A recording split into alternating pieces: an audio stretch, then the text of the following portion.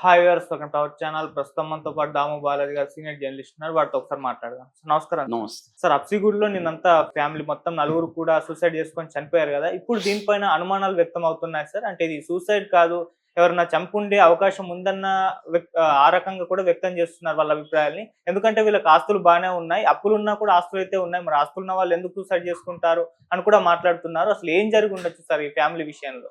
యాక్చువల్‌గా ఇది ఫ్యామిలీ ఆత్మహత్యలు అంటున్నారు. ఫస్ట్ ఆఫ్ ఆల్ ఫ్యామిలీ ఆత్మహత్యలు కాదు. 2 హత్యలు.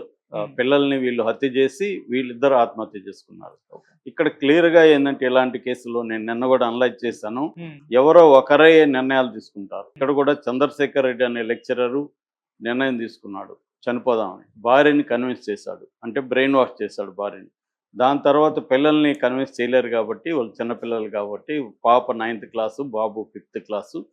సో వాళ్ళిద్దరిని దారుణంగా చంపేశారు. వీళ్ళిద్దరూ 2 హత్యలు చేశారు. తల్లిదండ్రులే పిల్లల్ని హత్యలు చేసి తాము ఆత్మహత్యలు చేసుకున్నారు. అంటే క్లియర్‌గా ఇది కుటుంబం ఆత్మహత్య కాదు.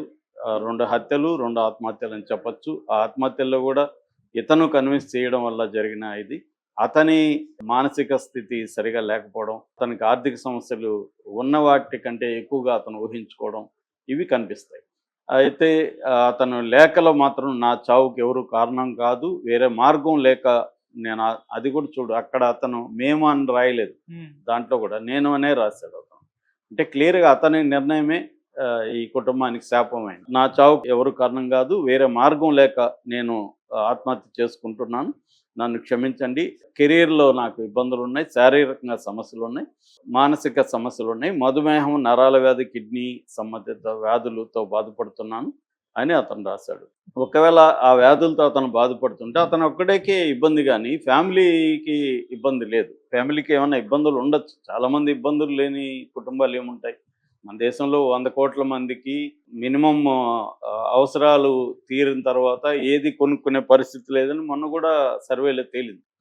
సో మన దేశం rich country with poor people అంటారు. సో పూర్ పీపుల్కి అందరికీ ఉండేవి. కాకపోతే ఇక్కడ ఏంటంటే ఈ మధ్య కాలంలో నేను నిన్న అనలైజ్ చేసినట్టుగా రకరకాల సోషల్ ప్రెస్టేజీ ఇష్యూస్ పెరిగిపోయినాయి. ఇప్పుడు ఒక లెక్చరర్‌గా చేసిన తర్వాత వేరే పనులు, మామూలు పనులు చేయడానికి అతను మానసికంగా రెడీగా ఉండదు. ఎందుకంటే ఒక ప్రెస్టేజీ ఇదే పని చేయాలి మనం, ఇంకొక పని చేయకూడదు అన్న ఒక యాటిట్యూడ్‌లు బాగా పెరిగిపోయినాయి సమాజంలో.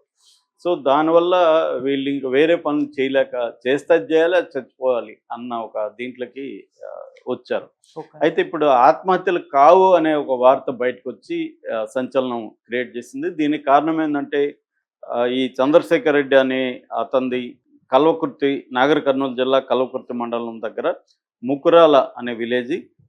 ఇతను మొత్తం 4 అన్నదమ్ములు అని చెప్తున్నారు. వాళ్ళందరికి కలిపి 80 ఎకరాలు ల్యాండ్ ఉంది. ఇతని పేరుతో కూడా 15 ఎకరాల ల్యాండ్ ఉంది. సో ఇతనికి ఒకవేళ ఏమన్నా ఇతను 6 నెలలకు ముందు వరకు కూడా లెక్చరర్‌గా పనిచేశాడు. 6 నెలలు మాత్రమే అతను ఖాళీగా ఉన్నాడు. ఒకవేళ ఆయనకు అప్పులైపోయి ఇందయింటే ఊర్లో తన 15 ఎకరాలు అమ్మేవాడు. కనీసం దాని మీద తనఖా పెట్టి డబ్బులు తీసుకునేవాడు. లేదు తన వాళ్ళతో తన బ్రదర్స్‌తో చెప్పేవాడు. ఇలాగ నాకు ప్రాబ్లమ్స్ ఉంది. మీరేమన్నా నా ల్యాండ్‌ని కొంత డిస్పోజ్ చేయడమో, లేకపోతే మీరెవరన్నా పెట్టుకొని ఇవ్వడమో ఇలాగా మాట్లాడను. లేదు దాన్ని బ్యాంకుల్లో పెట్టి కూడా తనఖా పెట్టి డబ్బులు అప్పు తీసుకోవచ్చు. ఇవేవి చేయలేదని చెప్తున్నారు గ్రామస్తులు. అట్లాగే ఈమెది కవితారెడ్డిది తాండూరు దగ్గర పుల్జాల అని చెప్తున్నారు. ఆమెకు కూడా వాళ్ళ నాన్నకు కూడా ఆస్తులున్న వ్యక్తి. ఆయన కూడా ఏడుస్తూ నేను కాపాడి ఉండేదాన్ని వాడిని కదా, నాకు చెప్పుంటే నేను చూసుకునేవాడిని కదా అని ఆయన కూడా ఏడుస్తున్నాడు. ఎందుకు వీళ్ళు ఇంట్లో కూడా సమస్యలు ఉన్నప్పుడు ఎవరికో ఒకరికి చెప్పుకోకుండా ఉండరు. ఎందుకు చెప్పుకోలేదు? అసలు సమస్యలు ఉన్నప్పుడు ఉన్నట్టు సొంత తల్లిదండ్రులు కానీ, సొంత అన్నదమ్ములకు కానీ ఎందుకు తెలియకుండా పోయింది? సో ఏదో సంథింగ్ ఈజ్ రాంగ్. ఎవరైనా హత్యలు చేసి ఈ లెటర్ రాసి పెట్టి ఇలాగ చేశారా? ముందుగా పిల్లల్ని చంపేసి తర్వాత వీళ్ళని ఉరిదీసి ఇలాగేమైనా చేశారా? అన్న అనుమానాలు కూడా ఉన్నాయి. ఎందుకంటే ఆ పాపను కూడా ఉరిదీసినట్టు మెడ దగ్గర వెంతా ఉంది. బాబునేమో మత్తుమందు ఇచ్చి విషం ఇచ్చి చంపేసినట్టుగా పోలీసులు అనుమానిస్తున్నారు.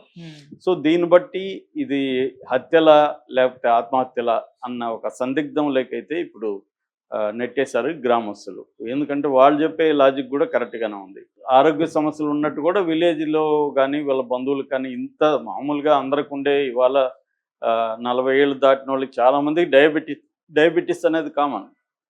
ఇతనికి డయాబెటీస్ వల్ల దానివల్ల ఎవరు చచ్చిపోరు. డయాబెటీస్ని మేనేజ్ చేసుకుంటే కంట్రోల్లో పెట్టుకుంటే 80 ఏళ్ళు 90 ఏళ్ళు కూడా బతుకుతున్నారు ఇవాళ. కాబట్టి అదేమి ఇబ్బంది కాదు. లైఫ్ స్టైల్ డిసీజ్ అది. లైఫ్ స్టైల్ని చేంజ్ చేసుకోవాలి డయాబెటీస్ అంటే. మిగతా నరాల ఇదన్నాడు. నరాలది కూడా అందరికీ ఒక ఏజ్ వచ్చినాక కీళ్ళ నొప్పులు, నరాల ప్రాబ్లమ్స్ ఇవన్నీ ఉన్నాయి. కిడ్నీ సంబంధం కిడ్నీ ఎంత సీరియస్ అనేది ఎవరికి తెలియదు. ఇప్పుడు వాళ్ళ మామ మాట్లాడాడు, వాళ్ళకన్నా తెలుసు, కూతురు చెప్తుంది కదా, ఇతను కిడ్నీ సీరియస్ ప్రాబ్లం ఉంటే వాళ్ళకి తెలుస్తుంది కదా, వాళ్ళు మీడియాతో మాట్లాడాలి కదా. సో ఆరోగ్యంగా చనిపోయేంత సివియర్ ఇష్యూస్ ఏమి లేవు. ఫైనాన్షియల్గా ఉన్నాయా అని వీళ్ళు అన్నారు తప్ప అంత సివియర్ ఇష్యూస్ ఉన్నట్టుగా ఎవరికీ తెలియదు. ఇక ఎందుకు వీళ్ళు ఆత్మహత్య చేసుకొని ఉంటారు? ఎందుకంటే ఇది సివియర్ నిర్ణయం. ఇద్దరు టీనేజ్ గర్ల్ పాప 9వ క్లాస్ చదువుతుంది, 14 ఇయర్స్ పాప 5th క్లాస్ చదువుతున్నాడు, 10 ఇయర్స్ బాబు. చాలా ముద్దుగా ఉన్నారు వాళ్ళు. అలాంటి పిల్లల్ని చంపాలని ఏ తల్లిదండ్రులు అనుకునే పరిస్థితి ఉండదు. వాళ్ళకి ఒకవేళ ఏమన్నా మానసిక రోగులుగా అయి ఉండాలి, లేదా తీవ్రమైన ఇంకా బతకడానికి ఎటువంటి అవకాశము లేదు అన్న ఒక స్థితిలో మాత్రమే అలాంటివి చేస్తారు. అలాంటివి ఏమీ లేవని వాళ్ళ బంధువులు చెప్తున్నారు. సో మానసిక సమస్యలు కూడా వీళ్ళకి తెలిసి ఏమీ లేవు. సివియర్ ఫైనాన్షియల్ క్రైసిస్ లేదు. ఒకవేళ ఉన్నా కూడా 15 ఎకరాల ల్యాండ్ ఉంది తన మీద, ఆమెకి ఆస్తులు ఉన్నాయి. వాళ్ళతో డిస్కస్ చేస్తే ఈ సాల్వ్ అయ్యే సమస్యలు తప్ప సాల్వ్ కానంత భయంకరంగా వీళ్ళు ఎక్కడో ఏదో వ్యాపారాలు చేసి అప్పులైపోతే అర్థం చేసుకోవచ్చు. జనరల్గా ఏం జరుగుతుందంటే ఎక్కువ మంది ఆత్మహత్యలు ఏదన్నా వ్యాపారాలు చేసి పోగొట్టుకోవడం, లేదు ఆన్లైన్ బెట్టింగ్ గేమ్స్ కానీ రమ్మీ కానీ ఇలాంటివి ఆడి డబ్బులు పోగొట్టుకోవడం, లేదు లోన్ యాప్స్లో డబ్బులు తీసుకొని అవి వడ్డీలు ఎక్కువైపోయి వాళ్ళు ఇబ్బంది పెట్టడం, ఇలాంటివి జనరల్ కారణాలు మనకి కనిపిస్తాయి అర్బన్ సూసైడ్స్లో. రూరల్ అంటే ఇంకా వ్యవసాయ కుటుంబాల్లో ఆత్మహత్యలు ఎక్కువ ఉంటాయి. కానీ ఇక్కడ వీళ్ళకి అటువంటి బ్యాడ్ హ్యాబిట్స్ ఏమి లేవు, పోగొట్టుకునేది ఏమి లేవని వీళ్ళు చెప్తున్నారు. ఒక్కొక్కసారి సొంత బంధువులకి, సొంత వాళ్ళకి కూడా తెలియకుండా కూడా ఉండొచ్చు. ఇవాళ మనతో కూడా తిరుగుతూనే ఉంటాడు ఫ్రెండ్, అతను ఏమేం చేస్తున్నాడో మనకు తెలియదు, చాలా విషయాలు చెప్పకపోవచ్చు మనకి.